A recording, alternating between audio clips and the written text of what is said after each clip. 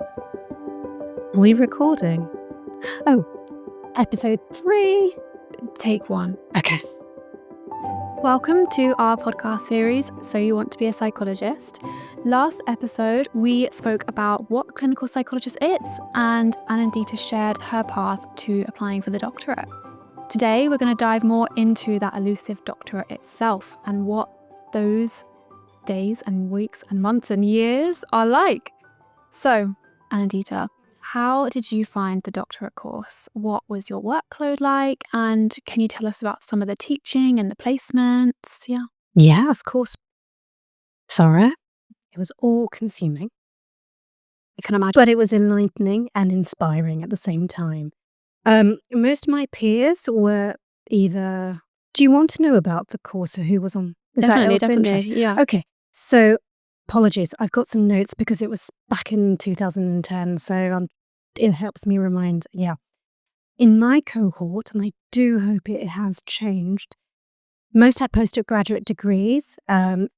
Many, in fact, majority came from selective, independent or grammar schools, and some were from comprehensives. There were 3 men and the rest were women. Everyone was driven and bright. Now, I think courses are becoming more and more diverse, and I want to add that career changes, breaks are no barriers to entry. So what was the teaching like? What was the kind of structure of what content did you do? I just want to put a caveat to the audience. I know that Salomon now is in campus in Tunbridge Wells, so this is just my experience. But in my time, I had teaching in the big, beautiful house in Tonbridge. Sorry, I have to say this. We had foolish English breakfasts. I can't even say it. It was that good. I'm still devouring those breakfasts. I'm still remembering them. 3-course dinners, sparkling water, sweets on the table, a cafe, a museum. Wow, I'm jealous. A library in-house. Grounds that were so beautiful and acres of them that I wasted. I should have explored more. We were also taught by in-house staff and experts in the field, external experts in the field, and it was such a privilege to have that teaching. You talked about assignments, didn't you? Yeah, what kind of teaching did you get, and then what placements did you do as well? Yeah, so the teaching I've just mentioned, in terms of the work that we had to do a quality improvement project, which is basically an audit or a service evaluation. We had to do clinical case studies, critical reviews, team projects, and of course our independent research projects. In terms of placements, going back to that, we had 1 adult placement, which was a year long. We had 6 months child, 6 months learning disability, and 6 months older people, plus a supplementary placement. For me, I chose, because I had a child placement, I also chose an adolescent placement. I just want to say about my experience of doing the placements is I found the older people's placement the most emotionally challenging. And the reason being is because for the first time I had to confront the realities of aging and health. And please don't laugh, but like I was when I was 7 and found out that Santa Claus wasn't real, doing the older people's placement meant that I learned that my parents weren't immortal, that they would age and they would have possible health difficulties. And that was the most emotionally challenging bit of the 3 years. Wow, that's really poignant, yeah. So how was your support network on the course? Did you have a supervisor, a manager, or what was that like? Well, I had a wonderful clinical manager called Celia Heniage. During my training, I was diagnosed with dyslexia. As you can understand, that was a shock for me. And she really helped me through the diagnosis and getting me through the course. My research supervisor, Professor Tony Lavender, an amazing man, was very supportive throughout my 3 years as well. And in fact, he wrote my first ever I would call proper reference to my first ever qualified post. Amazing. Yeah. The viva was probably the most nervous I've ever been in my life. I can imagine. Yeah. Because it meant so much to me. Yeah.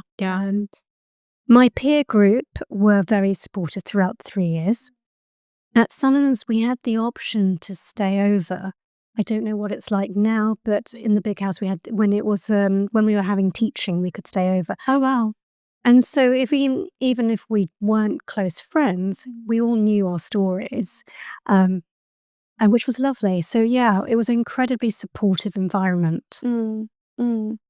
So I'd like to just kind of imagine a career. So anyone watching us, I'm going to kind of create a picture of an imaginary career, let's say. So let's rewind to age 16. We've got a young person who thinks they want to be a clinical psychologist at this point. Now, do you think they're choosing their A-levels? Do you think that they should do A-level psychology? So remember where I said in episode 1, psychology wasn't even offered in many schools back in the 90s. But I would say now, if it's available, why not? Yes.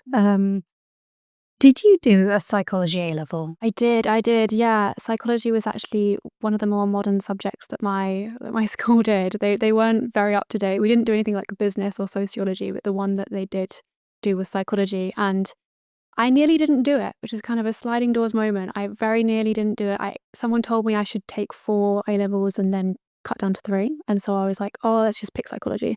And then I ended up absolutely loving it. So I'm glad I did. But also, sorry, I'm asking the questions now. I'm just really intrigued by this. Did you find that your A-level psychology was the equivalent of the first year undergraduate of doing psychology? In some ways, yes. The content was very, very similar. Like we were studying the same kind of key studies, key experiments, but we were kind of learning about them in a different way and being asked about them in a different way. A-level was very regurgitating and just like imagining, just like remembering things, right? Like memorizing things and like just coming out with them in the exam. But in undergraduate, it was very much, they didn't want you to memorize anything. There was no Yeah. everything was open book. All my exams are open book. So it was more about how you interpreted everything and more about writing the essay than your understanding.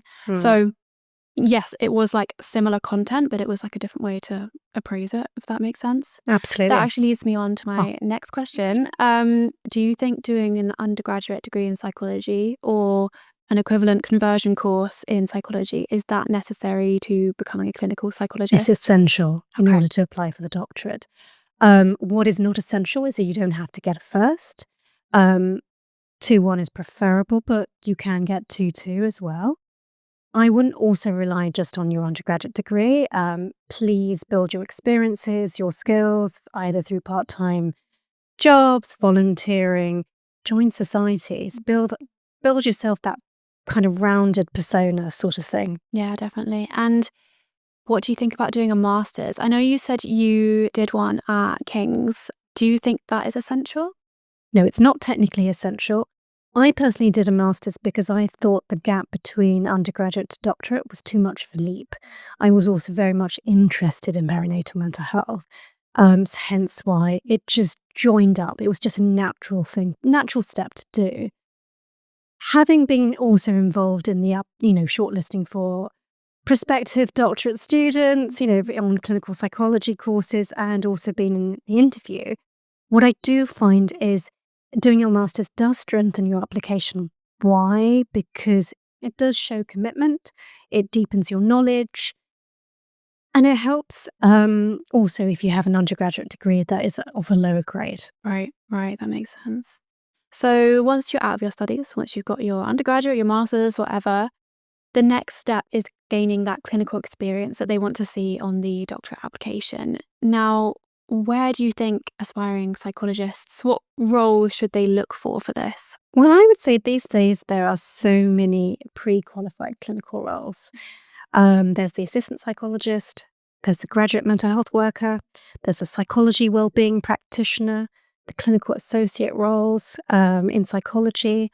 Opportunities aren't just in the NHS either. You can be working in social care, you've been working in schools, youth vending, services, care homes, private sector.